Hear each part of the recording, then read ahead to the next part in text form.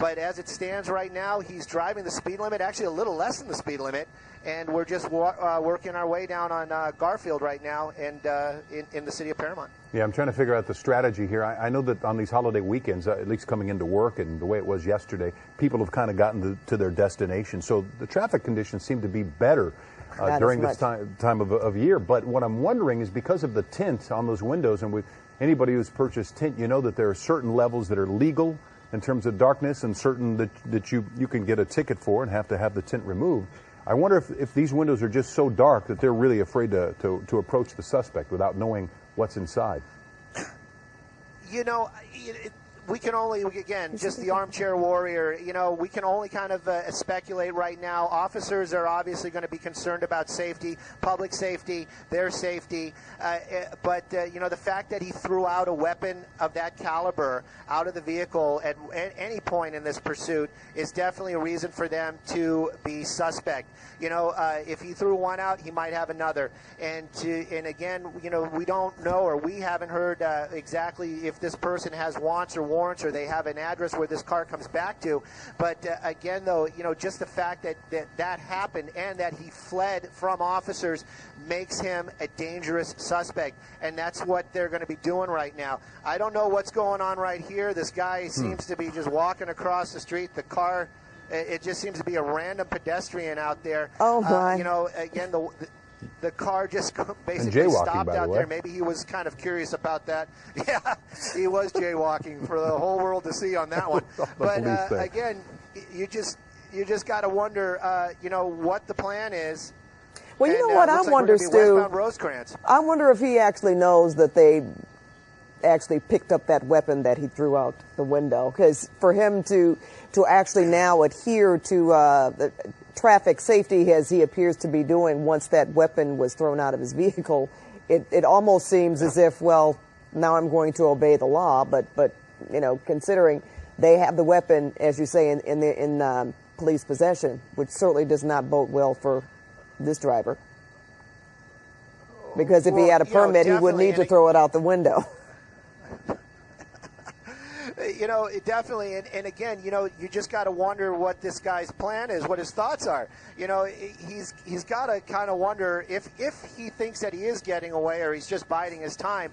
You know, he's got to wonder why he keeps seeing all these officers and why there's you know, a bunch of helicopters flying overhead. You know, and again, too, you just don't know. I mean, he might actually have that mentality, like, nothing to see here. I'm just out on a little drive. You know, just go ahead and keep an eye on me. But the reality is that he did flee at one point. This is the vehicle. The officer, the helicopter's been on it the entire time. So, again, you know, they're not just going to walk away. They're not just going to let this go. They're going to follow this guy. They're going to see where he goes. And also, you know, when we talk about, you know, where the car is registered to, this might not be his car. Maybe this car was stolen. Maybe this is a friend's car, family's car. You know, there's 1,000 things it could be. So they're going to keep an eye on this guy. They're going to follow him to the end. And again, it looks like we're getting near a freeway, and we might be getting back on a freeway.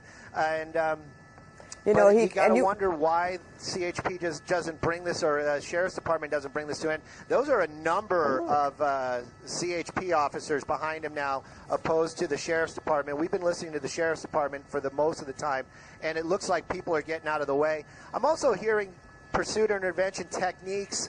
Possibly they're going to use some other way to do it besides pitting him. But that one officer right there getting a little aggressive. This might be coming to an end here shortly. And you said he was on the phone, so you wonder if he's not getting information about them. But there we go. There's the spike. Yep. That was the other means you talked they just about. Threw those. Yeah, I didn't want to kind of throw it out there. I wasn't sure exactly if they were right there. They did throw it out. It's unclear if they made contact with the tire. If it did, it would be that rear one right there. You know, contrary to popular belief, when they throw those spike strips out, the tires don't just disintegrate and blow out. They're actually kind of like what you would imagine to be a hollow nail. So it's a little tube of metal that actually breaks off and gets stuck in the tire and lets the air out of it. We're going to probably move around here a little bit. We're going to keep an eye on it. If they did make contact, it would have been one of those rear tires there from what we saw. Those were officers from the CHP that are getting involved now. They threw that spike strip out But right now it appears that we're back onto the 710 freeway, and it looks like CHP is definitely right behind there. You see the sheriff's ship in the shot, and they might have a different attitude about this. They might just go ahead and pit this guy and bring this thing to an end. Well, maybe we get a chance to rack up that video. It didn't look like that they got any tires, but it's hard to say. They had them blocked in, though, that's for sure. Oh, they definitely did. And again, this shows you officer safety, definitely a concern. Even though they had them blocked in, that fact with the weapon, that was what they got to worry about. They don't want to injure anybody. That if the bullets start flying in a crowded intersection like that, that could become a real problem for the other civilians in the area. The police department, all the law enforcement are always thinking about those type of scenarios. But you can see right now the CHP definitely behind them. This is one of the areas right here with these turns where they usually try to pit him. There's another spike strip attempt right there, and it looks like there's some officers. Oh, here this we looks go. like there's going to be a pit. Yeah. He's getting right up in the right spot. This is going to be like a textbook if he does it. He's going to make contact. Are those his hazards? Yeah. Oh, look at that. Now it's starting to pick up a little bit. But CHP is going to be very aggressive here. You can see him right there on the tail. They do not want this guy to get back on the freeway or into a crowded area, so they're probably going to make an attempt here again shortly. We're going to keep a very close eye on this. Doesn't look like any of the tires are going down, though. If they made contact, it might not have worked, or they might not have actually been able to get those spikes underneath the vehicle. But the CHP here...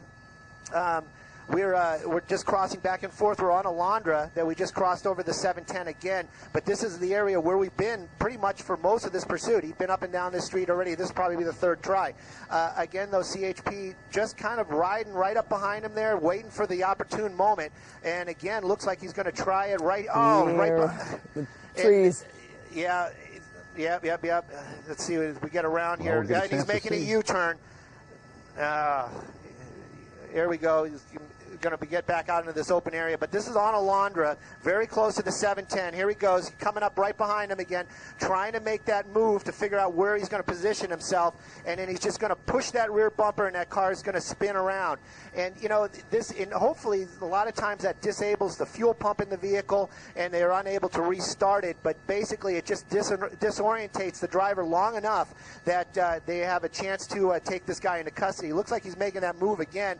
He's always right there in the right position, but it's something in the area. There's a safety, some kind of safety that officer's looking at, possibly that they're on these overpasses. They don't want that car to hit that guardrail and cause some damage. But again, looks like he's coming up right behind him there. This guy's stopping. No, all right. Stopping right now. And to see if he complies or what he does right here. Well, but it officers looks like are out of their got their vehicles. weapons out. Yep, definitely. And you can see a hand up right now. They're probably going to tell this guy to throw the keys out of the car. Again, though, all I can see right now is the driver's side door opening, and the officers got their weapons out. But it looks like he is actually going to start complying. Yeah, he's got both hands up in the air. We're on Alondra. City of, I believe this would be Paramount. If it's not, it's going to be Compton. It's right at the border, right by the 710. You can see those hands out. And officers, a lot of officers, everybody has their guns drawn. They're really keeping an eye on this guy. There must be some kind of conversation going on, but this guy's showing his hands.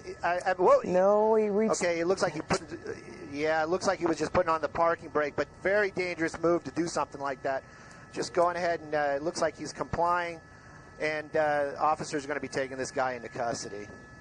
Well, that's a code 4. Sort of like when you get out of your vehicle and you see all those officers with their guns drawn, pointed at you. Well, it's probably time to just give it up and see how carefully, Stu, they're going through that vehicle just for their own, for safety reasons, and to make sure there are no other weapons or contraband or anything else illegal, I surmise, in that car. And it looks like they've cleared it, so... Wow. Yeah, you saw that proverbial code 4, 2 officers putting their hands up with 4 fingers up. Code 4 meaning that the car is secure and there is nothing else in there. But yeah, they're going to search this guy and they're going to lock him up and put him away.